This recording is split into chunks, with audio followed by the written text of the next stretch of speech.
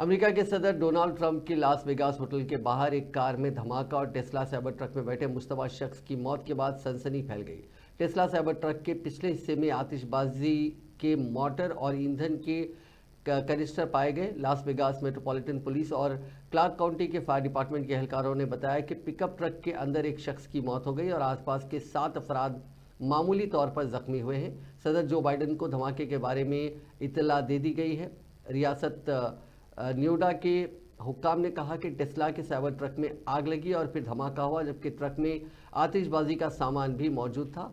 Clark county के एक ओहदेदार ने बताया कि ट्रंप इंटरनेशनल होटल की पार्किंग में मौजूद ट्रक में आग लगने की इत्तला सुबह 8:40 पर मिली।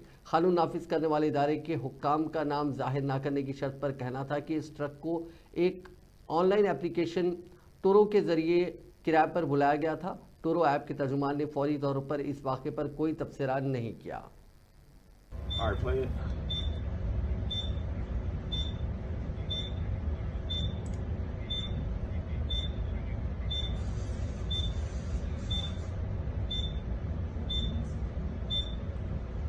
Copy.